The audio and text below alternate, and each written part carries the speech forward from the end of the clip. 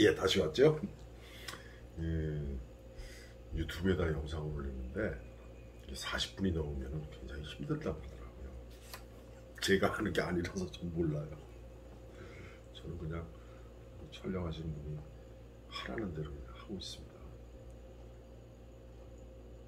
작년에 코로나 때문에 이렇게 영상을 만들기 시작했는데 제가 유튜브로 영상을 찍어가지고 뭐 한다 꿈에도 생각 못했어요.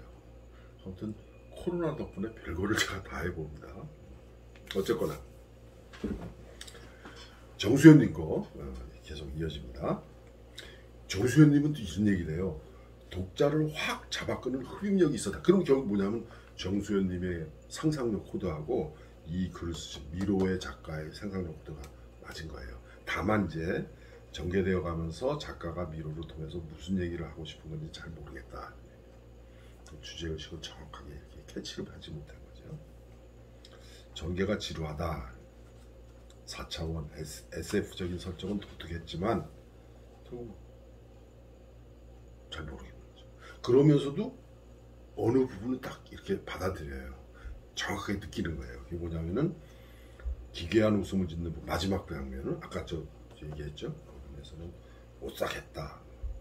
흡혈귀에게 물려 흡혈귀가 된 듯한 느낌이었다. 바로 그거예요. 그렇게 볼 수도 있고 아니면 은하가 정신 차린 것일 수도 있고 새로운 은하가 된 거죠. 그렇게 볼 수도 있고. 조윤희님 거 복사 금지로 해놔가지고 애를 먹었습니다. 복사 금지하지 마세요. 이런 얘기 써놨어요. 일탈의 자유와 부자유의 경계를 작가는 미로를 통해 그 미로는 주인공이 만들어 놓은 글로부터 시작되었다는 소설에 이어지면서 나는 작품 감탄을 하였다. 아마 이 작품을 읽고 거의 대부분의 이 소설 창작을 원하시는 분들은 이런 점을 높이 살 거예요. 상상력이 좋다. 참신하다. 아주 기발한 생각이다. 그렇게 얘기하죠. 그렇게 느낄 수 있습니다. 그리고 마지막 반전, 그 미묘한 웃음에 나는 탐복을 한다. 조윤희님이 그랬다는 거예요. 그 다음에 김재영님, 제목처럼 읽다가 미로에 빠진 느낌이에요. 이 미로인데 혼미 뭐죠? 혼미. 잘 모르죠. 그 놀이공원이나 이렇게 정원 그렇게 꾸며진 데 가서 그 미로 찾기 나가는 길 찾기 정원에 보면은 그런 걸 많이 꾸며놨는데 공원에 가면은 그런 거 꾸며놨죠. 저는 그 순천만에 그때 박람회 할적에 갔다가 가서 혼났어요. 찾아서 나가려고 전화기가 있으니까 아무래도 못 찾아가지고 제가 왜 그런지 모르겠어요. 여러분들은 어떤지 모르겠어요. 김재영 님이 그런 거예요. 그러면서 6페이지에서 뭔가 반전 효과를 노린 것이라면 굳이 그럴 필요가 있었을까 하는 느낌이 든다는 거예요. 왜 그러냐면은 이 3페이지의 중년 남자에 대한 서술에서는 서술자의 관계가 전혀 드러나지 않는다. 또 알파라는 존재에 대한 묘사가 좀 더 구체적이었으면 좋았을 것이다. 그렇게 느끼실 수도 있어요. 이 작품이 완벽한 작품이 아니니까 허점이 많죠. 그러니까 이런 작품 읽으면서 나라면 이렇게 썼을 것이다. 이런 점은 내가 배운다. 그 감상에 그게 나온대요. 그다음에 박영옥님은 여러 번을 읽어도 무슨 내용인지 잘 모르겠지만 연초의 계획이 항상 작심삼일이었던 것을 생각해보니 은하의 삶과 내가 다르지 않음에 이렇게 감상평을 써온다. 조금 안 맞아요. 작심삼일이라는 것하고 그 말의 뜻하고 이 소설에서 얘기하는 것하고는 좀 안 맞아요. 근데 박영호님은 그렇게 느끼신 거예요. 왜? 여러 번 읽어도 무슨 내용인지 잘 모르니까. 지금 이 작품을 지금 감상을 읽어보신 분은 아시겠지만 감상에도 나타나듯이 이 작품의 어떤 주제의식이랄까 아니면 작가가 의도하는 것 그것을 독자들이 잘 받아들이지 못해요. 왜? 작가가 그러면 상상력이 떨어지냐? 그럴 수도 있죠. 또 하나는 작가가 제대로 표현을 못해놓은 곳일 수도 있어요. 그러니까 자책하지는 마세요. 무슨 내용인지 잘 모르겠다고 해서 박명훈님 절대 자책하지는 마세요. 그럴 수도 있습니다. 그 다음에 김근혜님은 반대예요. 잔잔한 치유의 글이라 생각이 들고 읽어나갔어요. 그리고 판타지스러운 느낌을 주며 넘어가고 있어서 여기서 집중이 흐려졌다 그래요. 그러니까 첫 부분 쭉 읽으면서는 치유의 글이라 생각하면서 읽었는데 나중에 보니까 이게 좀 뭐지? 좀 혼미해지는 거죠. 혼미, 미자죠. 소재는 흥미로웠죠. 그 다음에 박은준이 은하가 자신이 쓴 책 속의 가상인물을 만난다는 설정이 신선했다. 아마 다들 그렇게 느끼셨을 거예요. 흥미진진한 시작과는 달리 읽어나갈수록 전체적으로 잘 이해가 되지 않았다. 네, 그죠? 그럴 수밖에 없어요. 그러니까 몇 번 읽어도 몰입이 안 되니 답답하기까지 또 읽고 그러겠죠. 문장 흐름이나 구성이 매끄럽지 않은 건지 내 이해력이 부족한 것인지는 모르겠다. 이해력이 부족하다? 그건 아닐 겁니다. 그런 몰입하지 못하게 또 산만하게 독자로 하여금 상상력을 발휘해가지고 일목요연하게 이해할 수 있게끔 가슴에 와 닿게끔 그 부분이 좀 부족해요. 그런 건 인정합니다. 결말에서 가상세계로 빠져나온 한 명은 알파인지 은하인지 그러죠. 다들 그렇게 생각하셨을 거예요. 이게 알파일까 은하일까 라고 궁금하게 생각한 사람은 제대로 이해를 한 거예요. 그 다음에 궁금증만 늘어난다. 수업 시간이 됩니다. 이 궁금증만 늘어난다고 하는데 이 궁금증을 써주세요. 뭐가 궁금합니다. 이걸로 정확하게 선생님이 설명해 주세요. 이렇게 됩니다. 저한테 질문하시게 이런 거는 선생님께서 설명해 주세요. 이렇게 쓰면 돼요.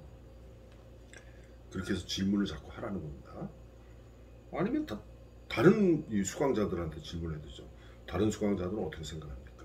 그러면 그거를 감상을 읽고 그 밑에 댓글로 나는 어떻게 생각한다 이렇게 댓글로 써주면 되죠. 그게 소통하는 거잖아요. 그죠? 그래서 질문할 거는 정확하게 저한테 질문을 하세요. 그 다음에 황선웅님 창작을 위해 미로 속을 헤매고 있는 작가 자신을 보는 것 같았다. 예, 정확합니다. 그거예요. 신비스러운 빛인 줄 알고 가까이 갔다가 플라스틱 문을 발견한 느낌이다. 앞에 구름 대문 나오죠. 빛이 문의 형태를 띠고 있었대요. 문의 형태로 빛을 발하는 문이 서 있는 곳 여기는 좀 더 신비스러운 느낌이 내게 신비스러운 느낌이 나게 표현했으면 하는 아쉬움이 있다는 거죠. 왜냐하면 빛을 따라갔는데 거기 문이 있단 말이야. 그러면 이게 과연 어떤 문인지 그러기 위해서는 미로하고 연결되면은 아까 유기영님이 지적하셨나? 네, 무슨 폐자재도 있고 뭐 숲처럼 돼 있고 막 이렇게 나무가 우거지고 그래야 되겠죠. 잔디밭에서는 이런 거 참 하기가 힘들죠. 그 다음에 여기도 마찬가지야. 황선호님도 제대로 이해를 하신 거야. 은하일까? 은하의 모습은 알파일까? 마무리가 마음에 들었다. 이건 열린 결말이라고 하는데 이 열린 결말이 마음에 들었다는 것은 황선호님이 소설을 이해하는 어떤 수준? 괜찮은 거예요. 미로라는 작품을 이제 한마디로 평하면은 소설을 쓰는 사람들이 한 번은 생각했을 만한 일들이에요. 그리고 내가 쓴 소설 속에 어떤 인물이 현실에 나와가지고 나하고 맞닥뜨리면서 서로 티격태격하고 갈등을 일으키는 건 있을 수 있죠. 충분히 상상 속에서 그런 일이 있을 수 있어요. 그런데 그 상상 속에서만 그런 게 아니라 이 사람은 실제 그걸 소설을 또 한편의 다른 소설로 만들어냈잖아요. 괜찮아요. 그래서 지금 여러분들이 지적하신 부분이 어떤 부분은 일리가 있는 지적인데 어떤 부분은 잘못 이해해서 나온 질문일 수도 있어요. 그런데 저는 이 글 쓴 사람한테 그렇게 얘기했어요. 오늘 지금 당장 고치지 말고 덮어놔라. 덮어놓았다가 어느 정도 시간이 지나서 나중에 이걸 고쳐라. 지금 굳이 이걸 고치려고 하지 마라. 왜냐하면은 작품을 쓰는 수준이 이렇게 한 편, 두 편 이렇게 쓰면서 쌓여가잖아요. 그러다가 마지막에 예를 들어서 내가 습작을 한 50편쯤 했다고 쳐요. 그럼 50편 정도로 작품을 쓰고 나서 처음에 썼던 작품을 꺼내보잖아요. 진짜 유치해요. 자기가 그만큼 성장한 거죠. 그러니까 내가 제가 저 처음에 76년, 77년 이때 습작한 것들 그거를 지금 꺼내서 그 노트가 아직 있어요. 그걸 보면은 진짜 유치해요. 이거 진짜 내가 이렇게 초호를 이렇게 썼나. 물론 그 초호를 토대로 해서 완전히 새로 환골탈태라고 그러죠. 완전히 새로 쓴 것도 있고 아니면 초호를 좀 수정한 것도 있고 이렇지만 그렇게 해서 발표한 것도 있지만 처음에 쓴 소설을 읽으면 참 어떤 때는 부끄러워요. 그런 경우가 있어요. 그럼 결국 초고를 쓸 당시에 내 이병렬의 어떤 작가적인 상상력과 지금 현재의 상상력이 차이가 나는 거죠. 내가 그만큼 많은 소설을 접했고 학문적으로도 공부를 했고 그리고 그만큼 보는 눈이 달라졌다는 거죠. 시각이 달라진 거예요. 그래서 이 작품을 쓰신 분한테 이 작품을 지금 다시 또 매달려가지고 하지 마라. 물론 초고를 수정한 것이지만 여기까지만 하고 딱 덮어놔라. 나중에 다시 건드려라. 이렇게 얘기를 했어요. 여러분들도 그런 거 나중에 느끼게 될 겁니다. 그래서 초고를 붙들고 몇 번씩 고쳐가지고 나중에 명작을 만들어야지 별로 좋은 거 아닙니다. 여당 신춘문예 이렇게 당선된 작들 보면은 참 잘 썼죠, 그죠? 그런데 신춘문예 작품들, 신춘문예 당선된 작품들을 보면은 두 가지 종류예요. 하나는 뭐냐면은 쓰여진 것, 그다음에 하나는 만들어진 것. 이 쓰여진 작품을 쓴 사람들은 두 번째, 세 번째 작품이 나와요. 그런데 만들어진 작품을 쓴 사람은 그 작품으로 끝이에요. 누구냐? 지금 대학의 문창과에서 1학년 때 소설 창작 실습에서 작품 쓰잖아요. 그러면 소설 창작 실습 2에서 그걸 또 다시 고쳐요. 그럼 소설 창작 실기 3에서 또 고쳐요. 한 작품을 놓고 1년 내내 고쳐요. 10번, 20번 고쳐요. 그래가지고 작품 제출하는 거예요. 그렇게 해서 당선된 작품은 우수하죠. 근데 그 다음 작품은 안 나와요. 저는 그 신춘문예 당선 작가들 중에 그런 작품들 보면 참 안타까워요. 딱 읽어보면 알아요. 이건 만들어진 작품이다. 그래서 신춘문예 당선작보다 저는 오히려 현대문학에서 초회 추천, 완료 추천 이렇게 하죠. 그 다음에 소설 이렇게 공모전에서 소설 2편, 3편 이렇게 그런 걸 오히려 더 신뢰를 해요. 왜? 2편이나 3편 보고 그 중에서 좋은 거를 딱 뽑은 거니까. 그 사람의 실력이죠. 만들어진 작품은 별로 안 좋습니다. 그래서 지금 미로라는 작품도 만들어진 작품으로 하기 싫어서 덮어놔라 그랬어요. 덮어놨다 나중에 다른 작품도 쓰고 나서 다시 한번 고쳐봐라. 자, 다음 뿌리내리기입니다. 미로라는 작품하고는 달리 이 뿌리내리기는 많은 수강생들이 많은 감상문을 쓴 대부분의 사람들이 잘 됐다 이렇게 얘기를 해요. 예, 잘 됐어요. 잘 된 작품이에요. 이정희님이 잘해주셨어요. 그런데 주거리를 너무 간단하게 쓰셨어. 주거리 이렇게 간단하게 쓰지 마시고 발제를 맡으시고는 주거리 좀 길게 쓰셔야 됩니다. 줄거리만 읽고도 소설의 서사적인 내용을 알 수 있게끔 그렇게 해주셔야 돼요. 그런데 그 줄거리 간단한 거 빼고는 우리 이정희님이 아주 발제본을 잘 올려주셨어요. 등장인물을 다 이렇게 길게 다 설명을 해주셨어요. 구성과 표현도 구성과 표현에서 우리 이정희님이 뭐라고 얘기를 했냐면은 이야기는 1인칭 주인공 시점으로 액자식 구성으로 되어 있다 그랬는데 아닙니다. 오해하셨어요. 이 작품은 액자식 구성이 아닙니다. 저 여기서 간단하게 저 입시지도 하면서 얘기한 건데 액자식 구성은 이렇게 된 구성이에요. 이렇게 겉에 이야기가 있고 이 안에 속의 이야기가 다른 이야기가 있어요. 그러니까 이 겉이죠. 요건 속의 이야기. 그래서 요 액자로 치면 요건 그림이고 요건 틀이겠죠. 네, 그래서 겉 이야기와 속 이야기는 전혀 다른 거예요. 상관이 없는 이야기예요. 그러니까 이런 거, 지금 이 뿌리내리기는 이게 아니에요. 이런 걸 뭐라 하냐면은 다시 얘기한다. 여기서부터 이렇게까지 지금 사건이 진행이 돼요. 어떻게 돼요? 처음에 여기 지금 하관하는 거죠. 하관하는 거예요. 하관. 그 다음에 여기서 뭐예요? 마지막에 하관하고 끝내고 나오는 거예요. 결말이에요. 이제 산소에서 내려오는 거예요. 산소에서 내려오는. 그러니까 산에서 내려오는 거죠. 산에서 내려옴. 그리고 요게 시간이라고 하면은 그럼 한 요때쯤 아버지하고 처음으로 이제 연락을 받았어요. 연락을 받아가지고 아버지한테 연락받고 그 다음에 또 찾아가죠. 여기서 이제 돌반지 돌려받았어요. 그리고 돌반지 받아가지고 오빠한테 돌반지도 주죠. 그 다음에 또 뭐예요? 주기적으로 찾아가죠. 머리도 깎아드려요. 돌아가셨대. 그러고 나서 여기 그럼 요거 전에 또 뭐가 있었어요? 아버지가 지금까지 여기서 이 은혜죠. 은혜가 중학교 다닐 적에 아버지가 집을 나가가지고 한참 안 들어오더니 어떤 여자를 데리고 왔어. 그 여자 이제 새엄마라고 부르는데 새엄마라는 소리 안 나오죠. 그러고 나서 아버지하고 뭐 어떤 관계. 그러니까 요때 일이 요게 중1 때예요. 중1 때고 지금 현재는 어떤 사람이에요? 지금 여 산에서 내려올 때 아니면 하관할 때 요 같은 날인데 요때 은혜가 요때는 중1 때고 요때는 뭐예요? 지금 곧 시집 보내야 돼. 시집 보내는 건가 장가 보내는 건가. 어쨌거나 자식의 혼사를 앞두고 있어요. 자식 혼사를 앞두고 있어. 혼사를 앞두고 있는 사람이에요. 그럼 요때는 지금 50대겠죠? 50은 됐을 거예요. 40대 후반이나 50. 요때는 중1 때야. 그럼 시간이 이렇게 흘렀어요. 그런데 소설 속에서는 이게 어떻게 표현되어 있냐면은 소설 속에서는 요게 제일 첫 번째 나와요. 요걸 제일 앞에다 놓고 요건 소설 속이에요. 요거는 소설 속의 현실.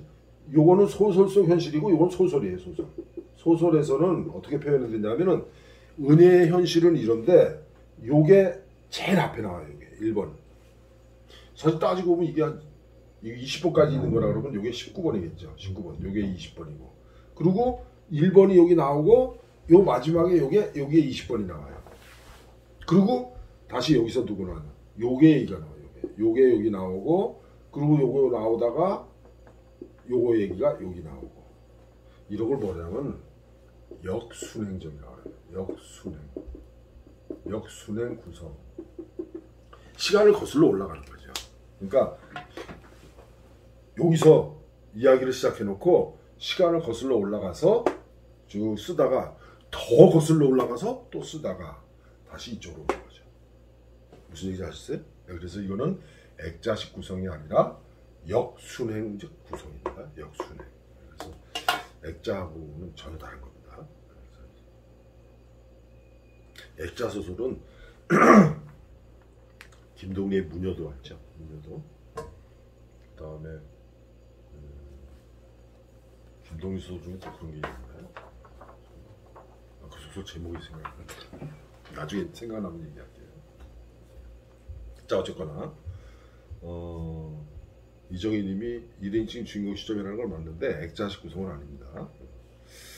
그 다음에 지금 여기서 돌려주는 돌반지 때문에 전화를 해가지고 돌려주게 되는데 이게 돌반지가 엉뚱하다라고 생각하는 사람이 있고 어떤 사람은 돌반지가 괜찮다 이런 사람이 있어요. 그래서 여기 이정희님은 돌반지는 적당하다 싶다.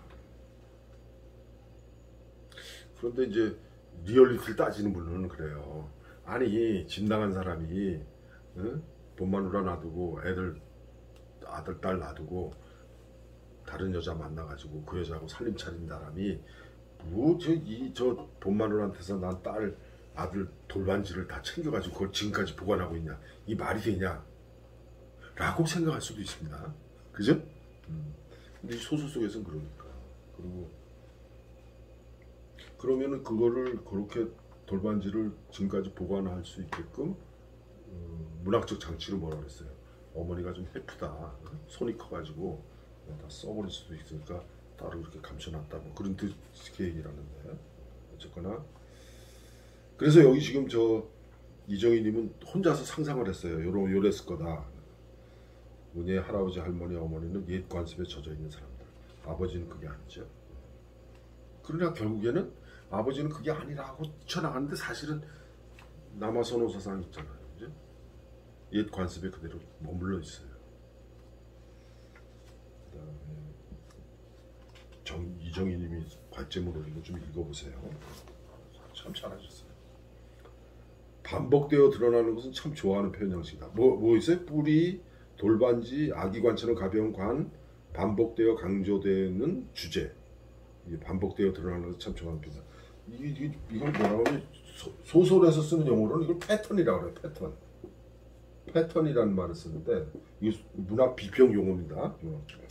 이게 반복적으로 어떤 문학적 장치가 나오는 거예요. 여기서는 뭐예요? 네. 뿌리, 돌반지. 뿌리 얘기가 자꾸 나와요. 중간중간 나와요. 그 다음에 돌반지 얘기가 중간중간 나오고 아기관처럼 가벼운 건 앞에 나왔다가 뒤에 다시 되죠. 그래서 반복되면서 강조되는 이 주제의식. 이게 참 좋다. 작품은 시작과 끝을 가묘로 하고 있다. 이게 제일 처음에 작품 제목이 가묘였어요. 그다음에 개인적인 추측으로 쓴 글이 많아 저와 다른 생각이 많을 것으로 예상됩니다. 기대하며 기다리겠습니다. 여기 지금 이정희님 이제 전체적으로 평하자면은 제 입장에서 가르치는 입장에서 이정희님이 발제문을 참 잘 올려주셨어요.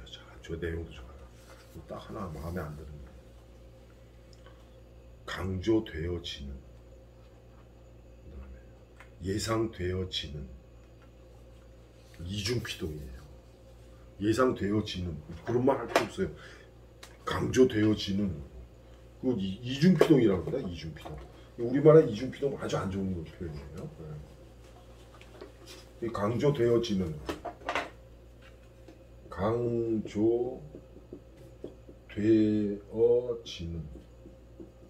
이 필요 없습니다. 이거 필요 없어요. 강조되는 이건 피동 하나만 나오면 됩니다. 그 다음에 또 뭐 있어요? 예상되어지는 예상되는 그거 나중에 어제 저 글쓰기 그것도 좀 얘기를 할 겁니다. 그 다음에 감상 정원주님이 제일 먼저 올려주셨어요. 정원주님 참 잘 올려주셨어. 인물 구성 느낀 점. 저 다른 분들 정원주님이 올린 감상 한번 보세요. 정원주님은 이런 형식으로 감상을 올리는구나. 괜찮습니다. 아주 좋아요. 하관하는 장면으로 시작해서 마지막까지 끝다. 그렇죠. 요 지어버렸네.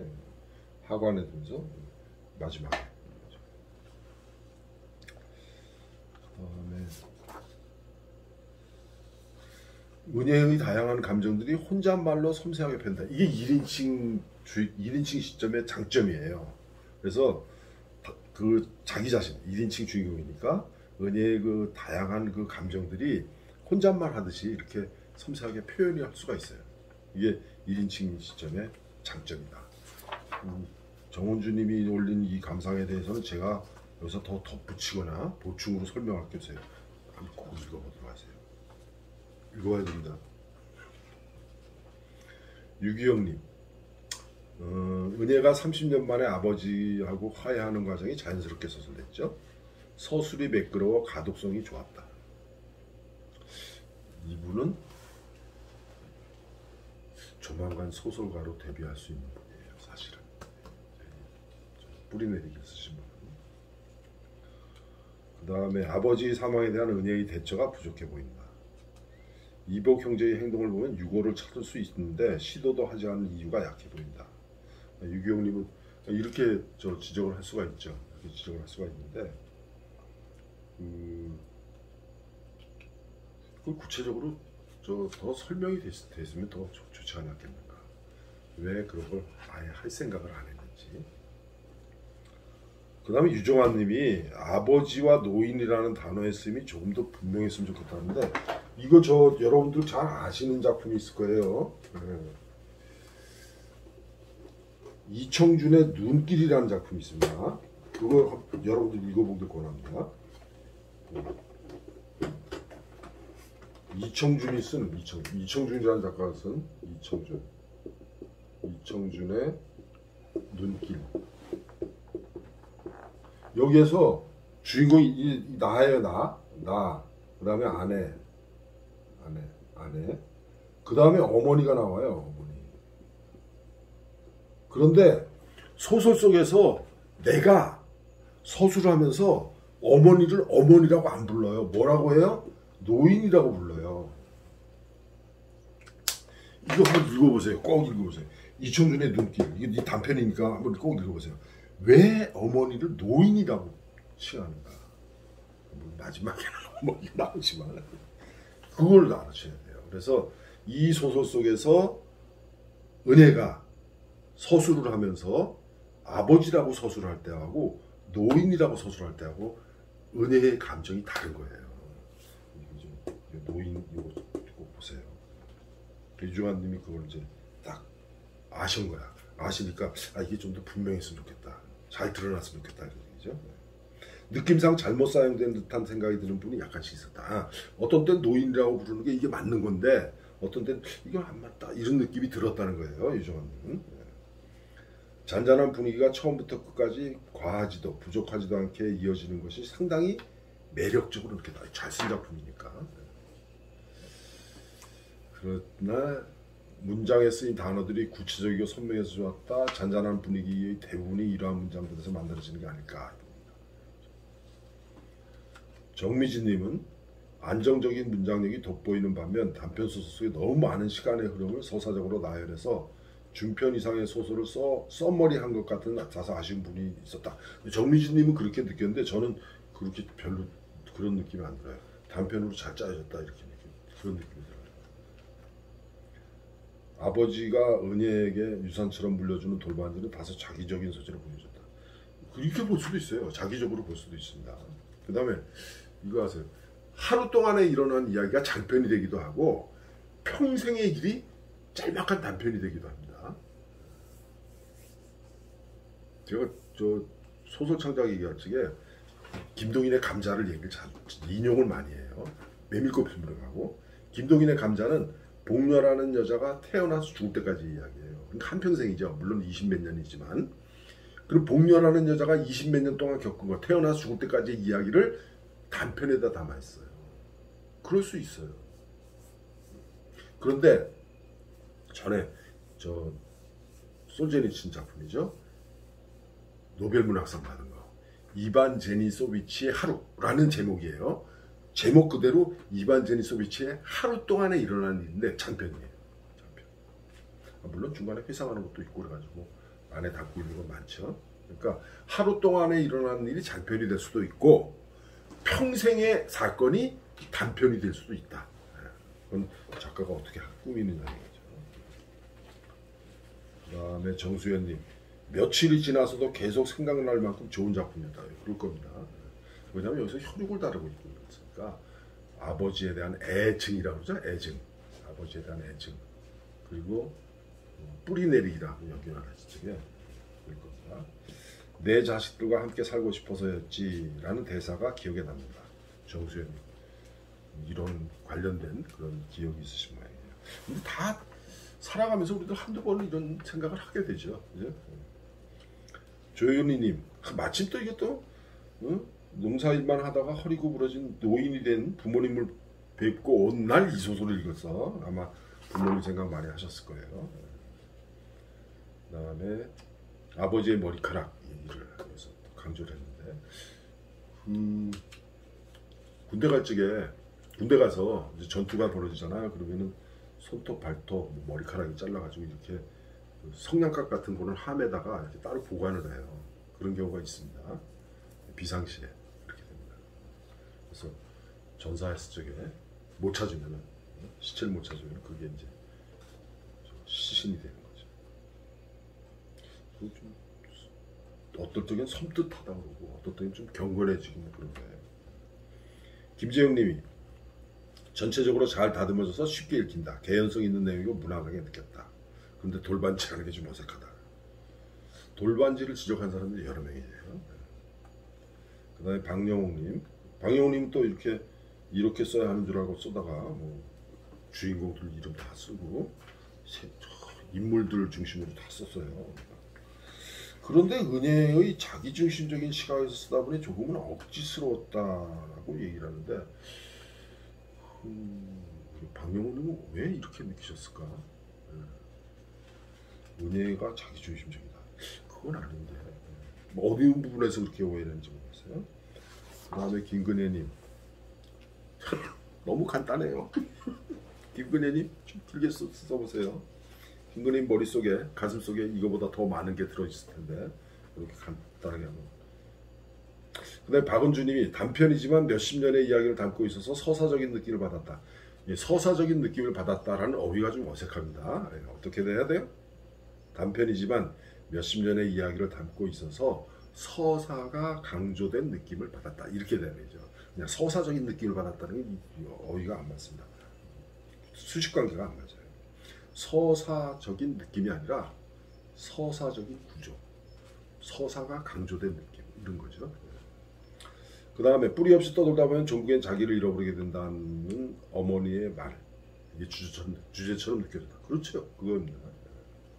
여기 또 나왔어요. 뭐 노인 표현한 거.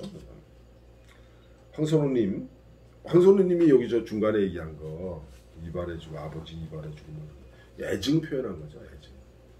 저 아버지에 대한 기억, 애증으로 표현되는데.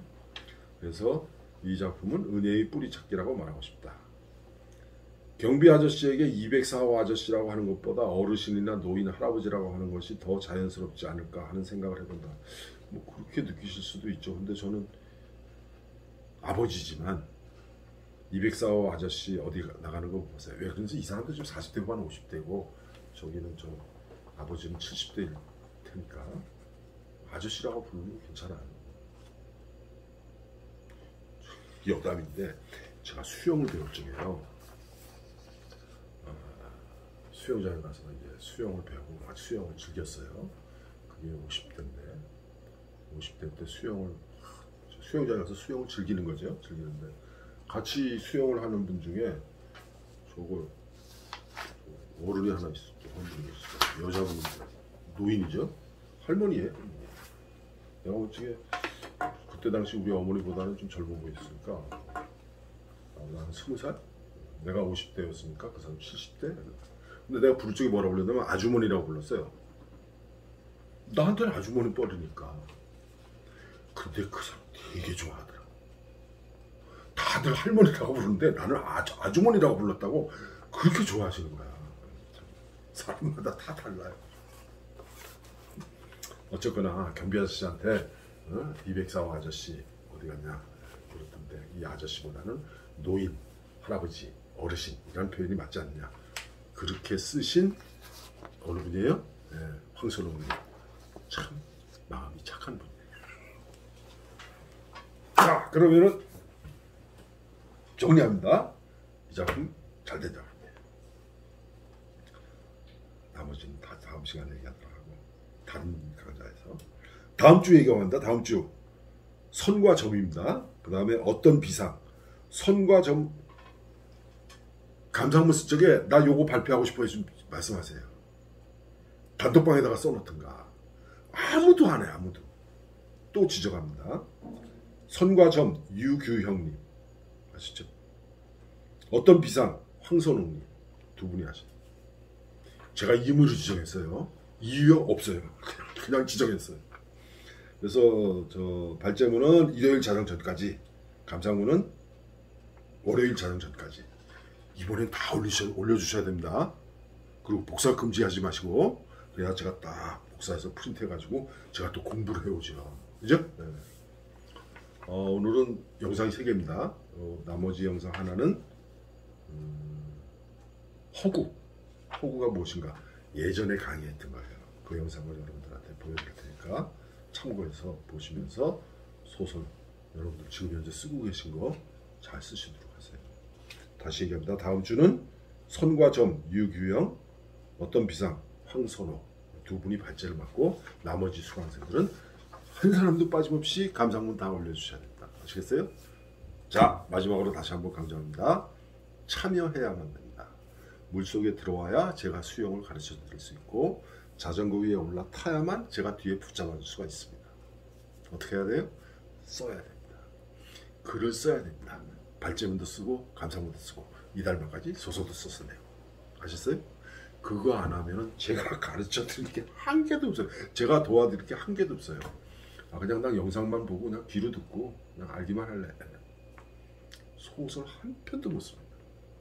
그래서 죽이 되든 밥이 되든 뭔가 그 소설인가 내 딴에는 소설이라고 써서 제출했더니 이거를 그냥 막 다른 수초학생들이 비평을 하고 그냥 그다음에 이병렬 선생님가 그냥 막 난도질을 하고 그리고 수정을 해서 봤더니 한 번 두 번 하니까 나중에 소설 쓰고 있더라 이렇게 돼요. 걱정하지 마시고 나 못 쓰는데 쪽팔려서 어떡하지? 쪽팔릴 것 전혀 없습니다. 왜? 다 비슷하니까. 아셨죠? 반증은 감상문 소설 쓰기 참여해야 합니다. 오늘 여기까지 마치겠습니다.